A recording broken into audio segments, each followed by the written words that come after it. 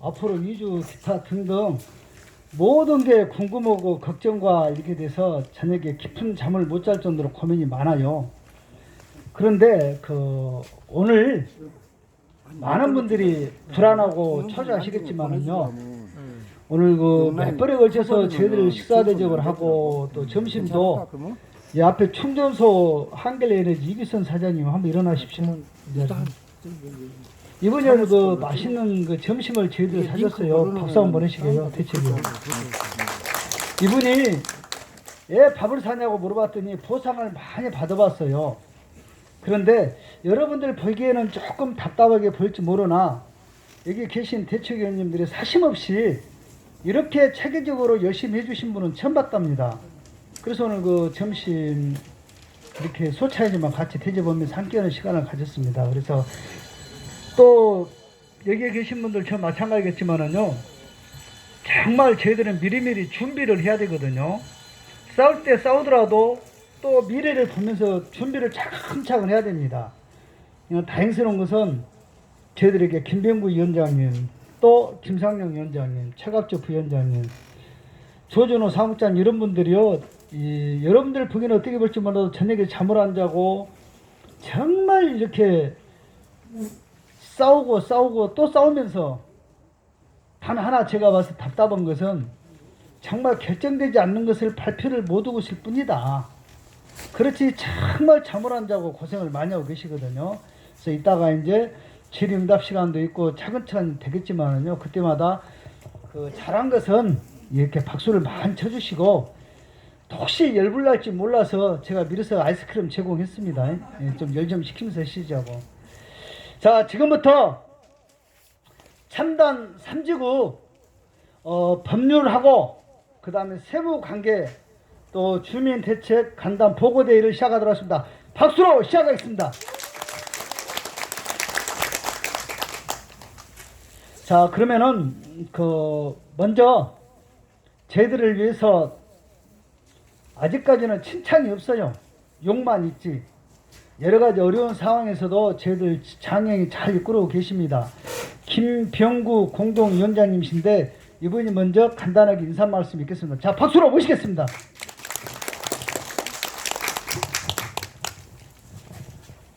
안녕하십니까. 공동위원장 김병구입니다. 고열의 여름에 여러분들 뵙고 상당한 시간을 흘려서 지금은 이제 희월이가 거의 다 가고 있어요. 이제 희월이를 붙잡고 싶은 마음은 간절하지만은 가는 세월을 어찌할 수 없어 보낼 수밖에 없는 이 안타까움과 또 저희들의 아픔과 슬픔을 달래줄 어떤 여건도 조성이 되지 않고 있습니다. 여러분들한테 죄송할 따름입니다. 그러나 여러분들의 고민과 여러분들의 아픔을 조금이라도 더 달래주기 위해서 오늘 이 자리를 마련했습니다. 참 어려운 자리였습니다. 지금 옆에 계시는 신석번 변호사님과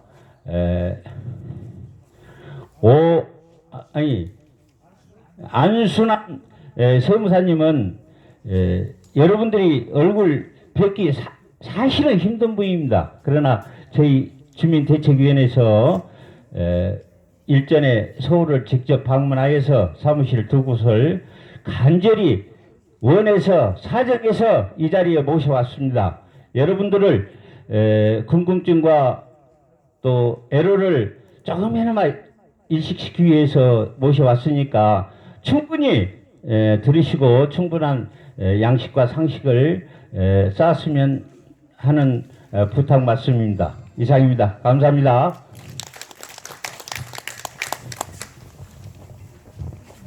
자, 믿음이 가시죠? 저희들은 위원장님 이렇게 믿고 기다리면서 따르면 될 것 같습니다. 그리고 궁금한 거나 여러 가지 사항들이 있으시면은요, 이따 질의응답 시간이 충분히 있습니다. 그때 또 질문을 많이 하시기로 하고요. 또 이렇게 모이기가 쉽지 않으니까 간단하게 주민 대책위 보고하는 시간을 갖도록 하겠습니다. 최갑주 위원, 지금 현재 이 장소, 농장 주인이자 장소 제공하신 분이거든요. 최갑주 부위원장님, 자, 박수로 모시겠습니다. 안녕하십니까, 최갑주입니다. 우리 저희 주민대책위 보고에는 우리 조준호 사무국장이 다시 제도할 거고요. 저는 여러분들께 간단히 좀 이야기 좀 하고 있습니다. 지금 솔직히 이야기 드릴게요. 비대위라는 사람들 측에서 계속 여러분들한테 안내 문자를 보내고 있는데, 저희는 분명히 이야기 드릴게요. 지금 여기 계신 분도 전부 다 혼선을 많이 하고 있는데, 개발이익 환수 문제에 대해 분명히 이야기 드리겠습니다. 개발이익 환수, 물론 중요하겠죠. 근데 우리에게는 아무 필요가 없습니다. 개발이익 환수 된다 그래서 몇천억이 된다고 해서 우리한테 이런 자리 하나 안 옵니다. 그건 다른데 공원 조성도나 그런 데 써진 것이 우리한테 보상 안 해줘요. 그럼 우리에게 중요한 건 뭐냐? 지금 현재 보상가를 정당은 최대한 많이 받을 수 있는 것이 저희들이 해야 되는 일입니다. 저희들은 거기에 집중하고 있고, 지금 오늘 오전에도 우리 불당경 위원장 같은 경우에는 그런 일을 하다가 이렇게 달려오셨어요. 계속 하고 있고, 여러분들에게 이야기 안 드린 건 뭐냐면은 하나하나 보고 앉는다 이런 이야기를 하는데 저희들이 할 수 없는 실정입니다. 왜? 하나를 보고 드리면 저놈들이 벌떼처럼 일어나서 비방하고 하니까 이루어지는 일이 안 이루어져요. 이해되시죠, 여러분들? 예? 그러니까 여러분들 개발이익 환수 물론 사회적인 문제는 내죠. 그러나 그게 됐다고 해서 저희들한테 이런 자리 하나 오지 않습니다. 여기 우리 변호사님도 계시지만은 분명히 이건 사실입니다. 그러니까 여러분들이 2대1 측에서 이야기하는 개발 환수 이익으로서 많은 지금 계속 이야기하는데 거기에 혼선하지 마십시오. 이상입니다. 예, 최갑주 부위원장님이 이렇게 말씀하셨고요. 다음은 이제 주민 대책위 보고하는 시간을 자, 조준호 사무국장님 모시는데, 여러분들 아시죠? 사무국장 자리가 싹 빠지기 이러고 먼 낙에 요구동문 자리가 사무국장 자리입니다. 또 그런 것을 감수하면서 고생을 많이 하고 계시거든요. 자, 박수로 모시겠습니다. 안녕하십니까, 조준호입니다. 방금 부위원장님께서 말씀하셨던 부분에 잠깐 보태자면은, 저희는 보상 감정 평가 후에 엄청난 그런 계획들을 가지고 있었는데, 비대본이 우리보다 한 발 앞선 정도가 아니라 완전히 우리 계획에 찬물을 끼얹어 버리는 행동, 즉 보상 협의회 관련해 가지고 지금 고소도 해놓고 소송을 해놨다 그러는데, 저희는 그런 부분까지 다 치밀하게 계산을 해놓고, 저희 토지가 얼마나 수용이 돼가지고 보상 금액이 얼마나 나온 건가를 알고 나서 이렇게 행동을 하려고 했습니다. 보상협의회 개최하기 전 감정평가를 한 것은 법적으로 굉장히 큰 문제가 있다라고 저희 대책에서는 판단을 하고, 그 시점을 조금 늦추었는데, 이제 비대본에서 그렇게 앞서서 이렇게 해버린 바람에 아무것도 할 수 없는 그런 지경에 이르렀고, 저희 오늘의 목적은 감정 보상 평가 후에 법률적 그리고 또 소득세, 양도세, 절세 방안을 미리 준비를 해놔야 돼요. 어느 것 한 가지에 올인을 해가지고 그것만 외쳐야 된다고 해가지고 우리 토지 수용자께서는 하나에 도움이 될 만한 그런 것들이 없습니다. 차근차근 하나부터 열까지 치밀하게 준비를 해놓은 다음에 맞서서 저항을 하든 투쟁을 하든 싸워 나가야 되는 것이지, 어느 한 가지 것만 가지고 그렇게 목을 매다 버리면은 그 피해는 고스란히 우리 주민 여러분께 돌아가는 그런 사태가 발생이 될 것입니다. 저는 오늘 간단하게 우리 후원금 부분 공지를 안 한 지가 꽤 된 것 같아서 간단하게 우리 대책위의 후원금 사정을 여러분에게 알려드리고, 이제 본격적으로 법률과 세무 쪽에 그런 설명을 시작하도록 하겠습니다.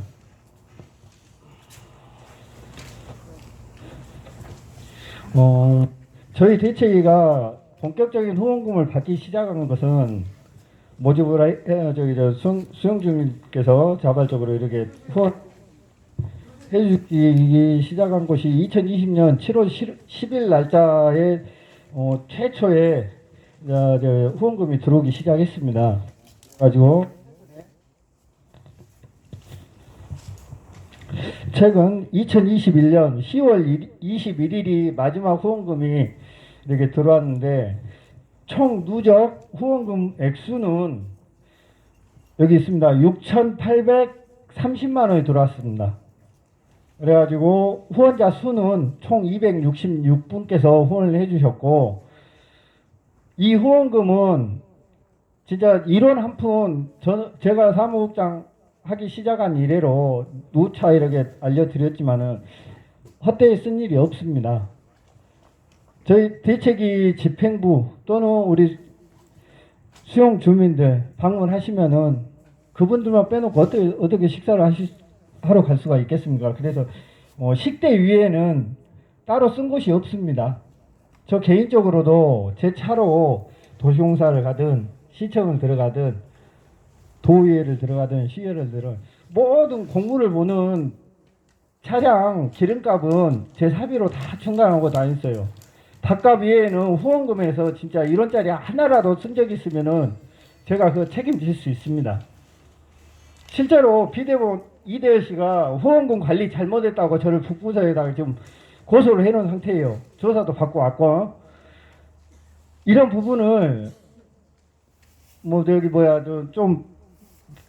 비리라 할까 그런 게 있으면은 밝혀질 것입니다. 그만큼 떳떳하고 자신할 수 있는 이런 후원금 사용처고 우리 후원금 관련해 가지고 그래도 못 믿겠고 미심쩍다 싶으시면 언제든 방문하시면 이거 보여드리고, 이게 후원금 통장인데 이제 다 쓴 통장 해가지고 한 3개를 그대로 갖고 있습니다. 아무 때나 방문하시고, 지금 현재 후원금 잔액은 10월 21일 날짜 기준으로 138만 2,490원이 남아 있습니다. 후원금 관련해 갖고는 저희들이 모든 걸 투명하게 운영하고 있으니까 티끌만한 오해나 그런 의심은 하지 않아 주셨으면 사무국장으로서 진짜 감사드리겠습니다. 대부분의 후원금은 가장 큰 사용처는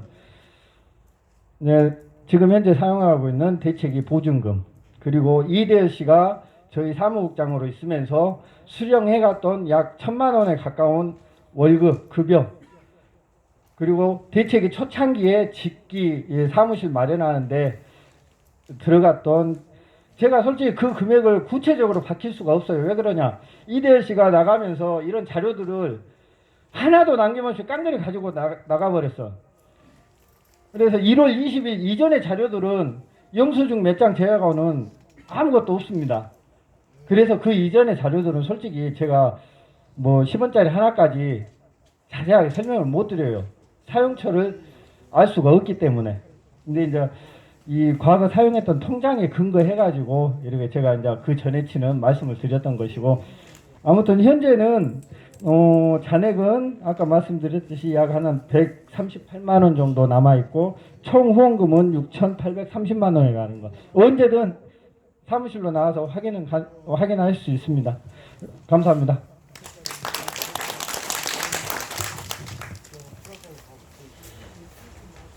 조준호 사무국장님께서 이렇게 경과보고 오셨는데요.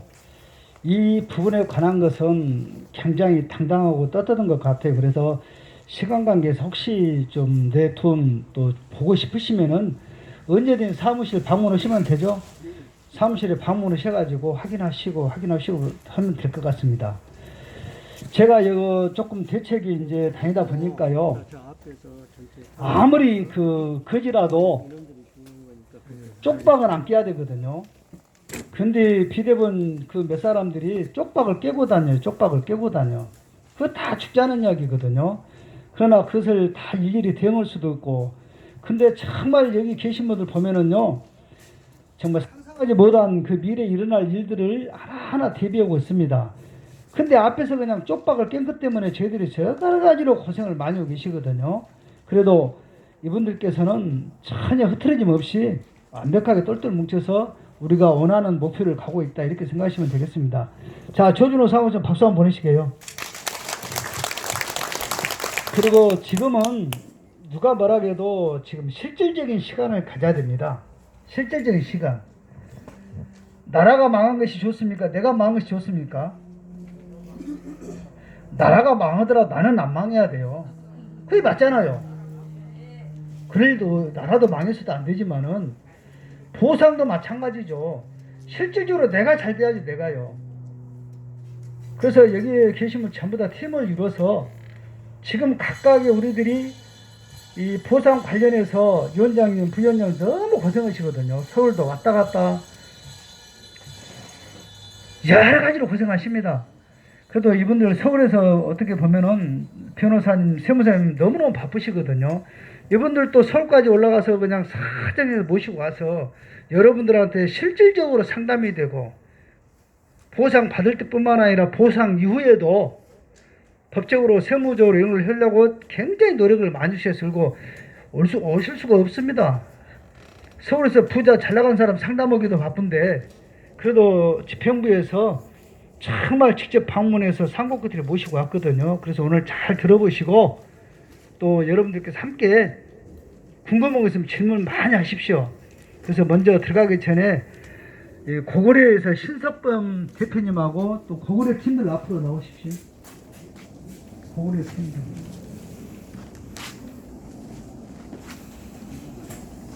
네, 강의 들어가기 전에 신 대표님 간단히 인사 말씀 듣겠습니다.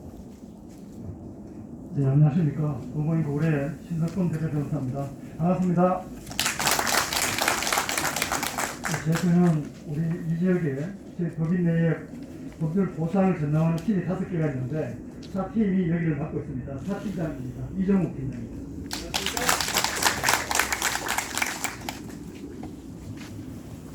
이렇게 든든하시죠? 이분들만 봐도 저희들이 든든합니다. 다음은 이제 다솔에서 안순환 그 대표님 오셨거든요. 다솔팀 앞으로 좀 부탁합니다.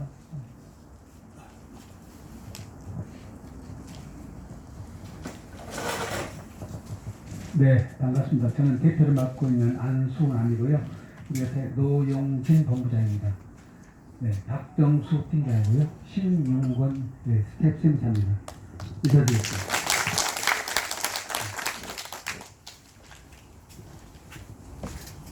서울에서 직접 이렇게 오셨습니다. 그래서 이런 건 하나하나가 이 어느 계층보다 저희들이 차별화를 시켜가면서 수용민들 정말 궁금하고 또 고민된 것들을 하나하나 정확하게 아마 풀어드릴 것입니다. 자, 멀리서 오셨다고 감사하다고 박수 한번 보냅시다. 그래서 오늘 그 진행 순서는 고구려 법률팀에서 먼저 강의를 하시고요. 두 번째로는 다솔 세무팀에서 이제 강의를 해주시거든요. 그걸 다 끝난 다음에 여기에 계신 분들께서 메모를 잘 하셨다가 좀 이해가 안 간다, 궁금한 거 있으시면 질의응답을 갖는 순서를 갖도록 하겠습니다. 그리고 그때는 이제 조준호 사무장님께서 이제 진행을 해주는데 저희들이 현장에서 해결할 수 있는 것은 바로 해드리고 또 더 연구 검토가 필요한 것들은 따로 또 상담을 하고 그러도록 하겠습니다. 그래서 먼저 고구려에서 법률팀에서 저희들에게 이렇게 좋은 교육의 시간을 갖도록 하겠습니다. 그래서 농협 가셨어요? 가셨어요? 예. 또 이 지역 이렇게 하다 보니까 농협에서도 저희들한테 격려차 오시고 또 여러 군데서 방문하셨는데 가셨다고 하니까 그대로 진행하도록 하겠습니다. 자, 법률팀에서 심석범 대표님께서 여러분에게 좋은 그 설명의 교육의 시간 갖도록 하겠습니다. 자, 박수로 모시겠습니다. 예, 좀 전에 소개드렸던 신석범 변호사입니다. 오늘 법률 설명하고 세무 설명 두 가지가 다 있어서 시간이 그렇게 여유롭게 많지는 않은 것 같아서 바로 본론 들어가도록 하겠습니다. 잠깐 마스크 벗고 얼굴은 보여드려야 될 것 같아서 말이죠. 예, 마스크 쓰고 할게요. 아마 발음이 그래서 조금 더 불명하게 되더라도 좀 양해해 주시고요.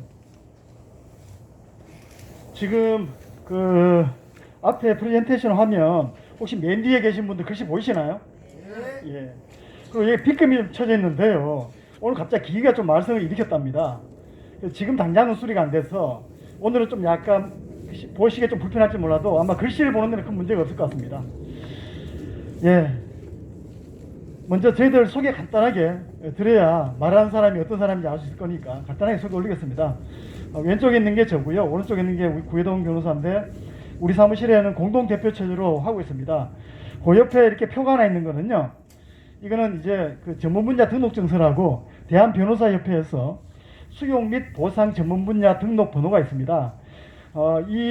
저희들이 이 전문 변호사 제도가 생기기 이전에는 전문이라는 말을 쓸 수 있었지만 지금은 이 증서가 없으면 전문이라는 말을 못 쓰는데 저희들은 토지 및 보상 분야의 거의 초기 다 그 전문 등록 증서를 가지고 있습니다.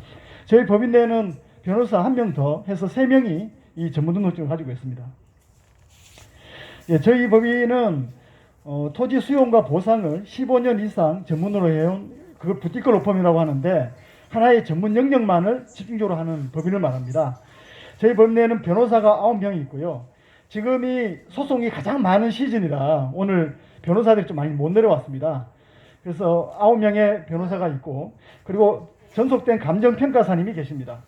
그리고 여기를 수행하는 각 팀마다 한 4명, 5명 되는 팀이 5개 팀이 있고요. 여기는 이번에 4팀이 맡고 있습니다. 그리고 우리 법인 내에 또 이게 분석팀이라고 있는데요. 감정평가사를 분석해서 특별한 쟁점 있는 부분들을 발굴해서 보다 집중적으로 대응할 수 있는 그런 역할을 하고 있습니다. 자, 여기까지 해서 간단하게 제 소개는 정말 간단하게 올리겠습니다.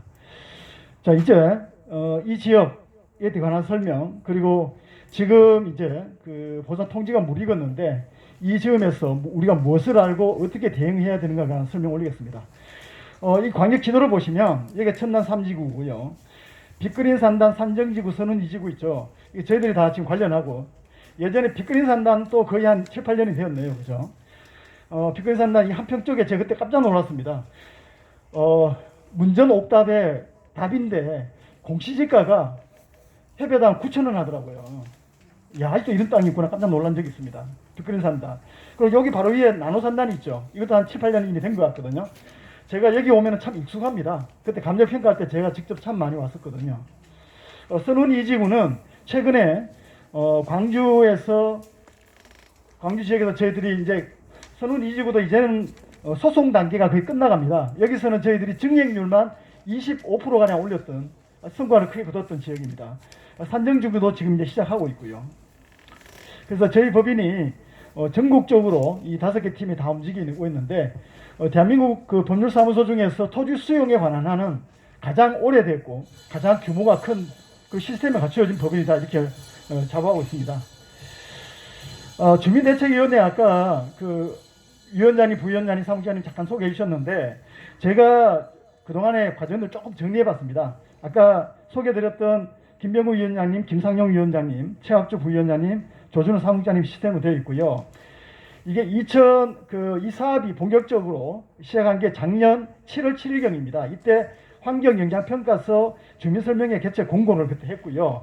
바로 7월 8일에 공익사업 준비를 위한 토지 출입 공고란 걸 했습니다. 이때부터 이제 사업이 본격화된 거거든요. 그런데 주민대책위는 2020년 6월 27일에 설립이 되었습니다. 바로 이 사업 직전에 설립되었고요. 그리고 그해 9월 20일경에 시행사와 지자체 공식 협의 대상으로 바로 본 대책위가 공식 대책위로 승격이 되었고요. 그리고 10월 8일에 주민추천 감정평가법인인 미래세한 감정평가법인을 대책위에서 선정을 했습니다. 그리고 그 추천 감정평가법인을 시행사에게 전달한 게 작년 11월 4일이고요. 그리고 그 뒤부터 이제 대책위가 저희들도 여기에 대한 지원을 많이 해왔는데 2021년 1월 4일부터 8일까지 광주광역시청에 가서 공동투쟁을 장애투쟁을 하셨고요. 이때는 천단 3지구 총사업비를 공개하라, 실거래가 토지 보상하라 이런 슬로건으로 했습니다. 그리고 1월 12일, 19일, 20일, 25일에 역시 또 광주광역시청 장애투쟁을 했습니다. 말하자면 초반에는 인허가 관청인 광주광역시청 그리고 사업 시행자의 실질적인 지휘기관이죠. 거기에 대해서 집중적으로 타격하는 그런 투쟁을 했습니다. 그리고 3월 16일에 역시 광주광역시청 장애투쟁을 했고요. 그리고 3월 18일에 광주도시공사와 주민대책위원회가 이주대책 기준일을 어떻게 할 것인지에 관해서 끝장 토론을 시행한 바 있습니다. 그리고 4월 8일에 저희 법인하고 대책위가 정식으로 업무 협약을 체결했었고요. 그리고 5월 11일에 이주대책 기준일을 6월 25일로 하는 투쟁을 했습니다. 그리고 5월 28일에 세무법인 다솔은 이따 말씀드리시겠지만은 우리나라 그 양도세 그 세무법인 중에서는 최고라고 저희들도 법률계에서 다 알려져 있는 아주 저명한 회사인데 법인 다솔과 업무협약을 체결했습니다. 그리고 6월 29일부터 8월 10일까지 광주도시공사 본사 앞에서 24시간 길거리 철야 농성을 했는데 대책위원들이 거의 43일 동안 하셨어요. 이 과정들을 제가 왜 법률사무소에서 정리해드렸냐, 이따가 제가 이야기를 하겠지만 이 토지 보상 수용 과정이라는 것은요, 일방적으로 돈을 주는 행위가 아니라 실제로 이 돈을 얼마를 줄 것인가에 관한 결정 부분에 있어 갖고는 눈에 보이지 않는 협상이 작동하기 때문에 그렇습니다. 즉 주민들이 힘이 있을 때 협상력이 세지는 거고, 그럼 당연히 보상금도 높아지는 거고, 이런 구조적 관계가 있는데 그 자세한 설명은 뒤에 가서 설명드리겠습니다. 즉 말하자면 대책위가 이렇게 활발하게 활동한 이유가 바로 그 협상력을 키우기 위한 사전 작업이었다, 이렇게 볼 수 있고요. 지금 코로나 이후에 사실상의 대부분의 수용 지역의 대책위들이 재활동을 못합니다. 저도 이 설명회를, 이 정도 규모의 설명회를 거의 한 1년 반 만에 나오는 것 같거든요.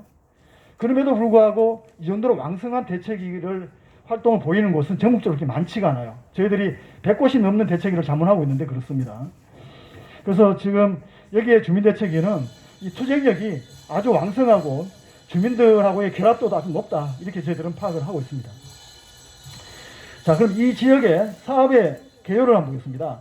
뭐 잘 아시겠지만 광주 연구개발 특구로 지정되고 첨단 3지구이고요.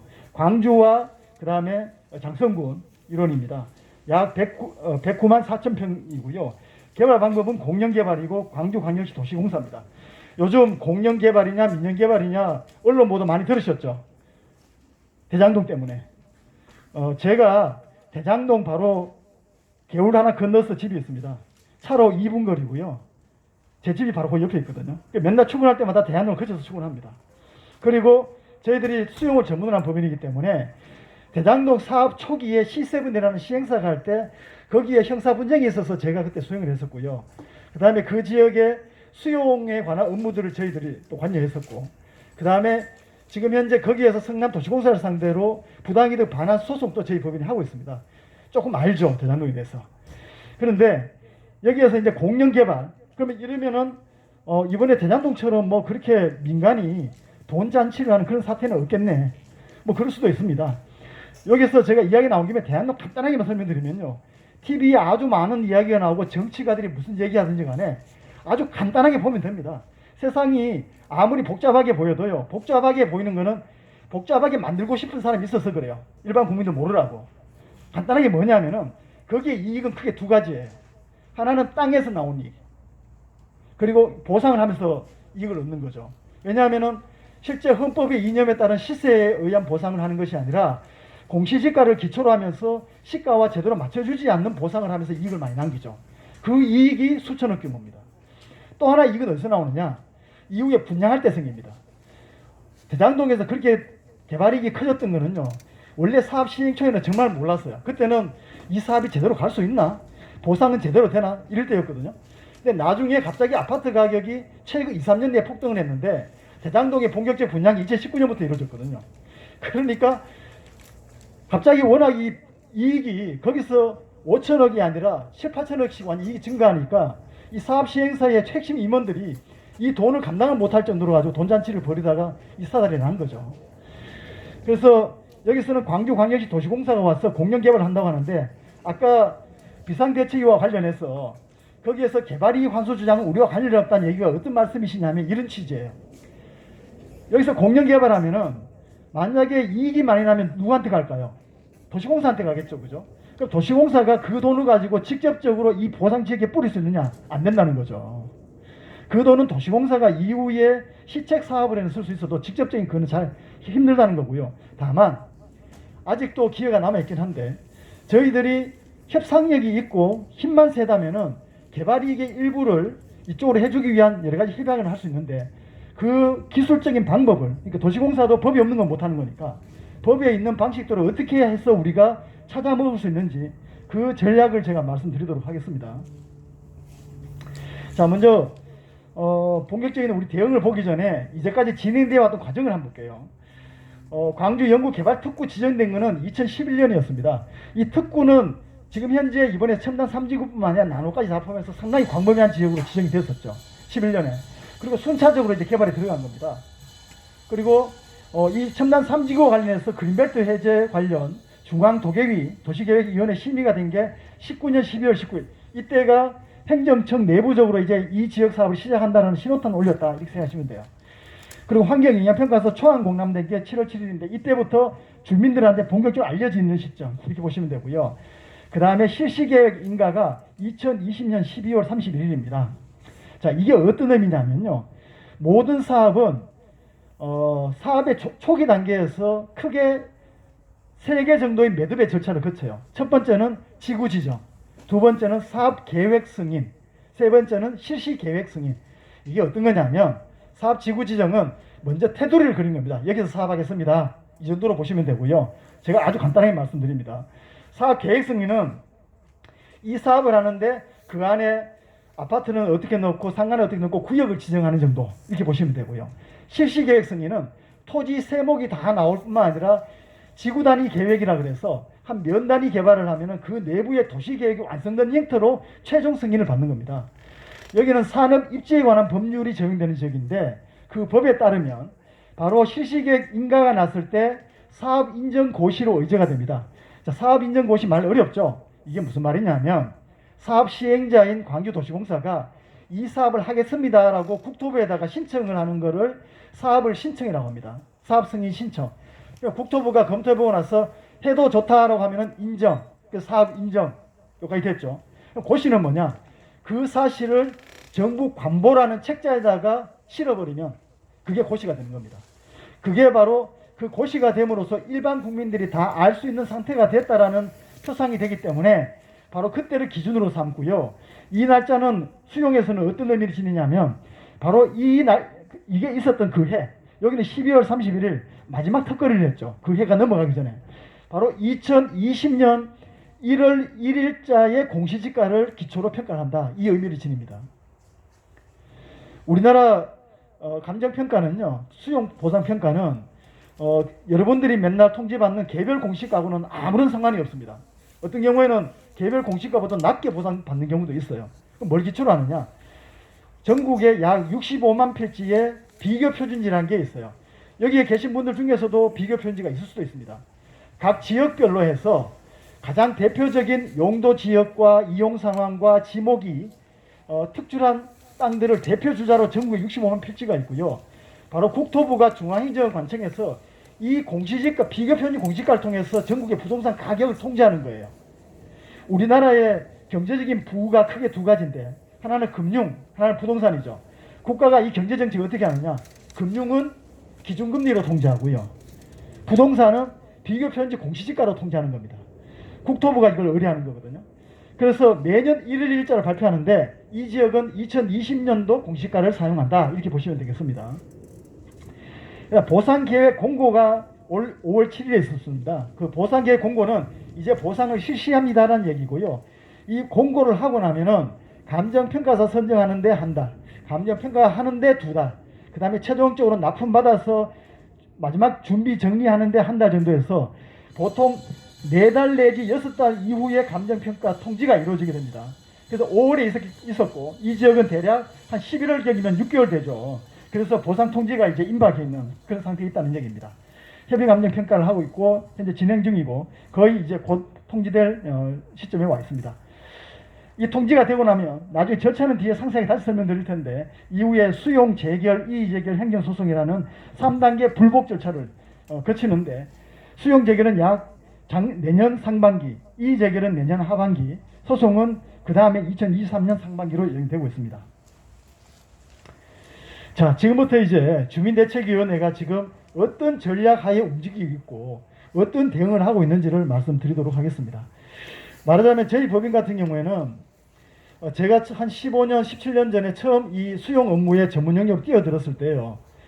그야말로 변호사니까 법에 따라서 잘만 하면은 주민들의 억울한 사정을 대변할 수 있겠다고 생각했거든요.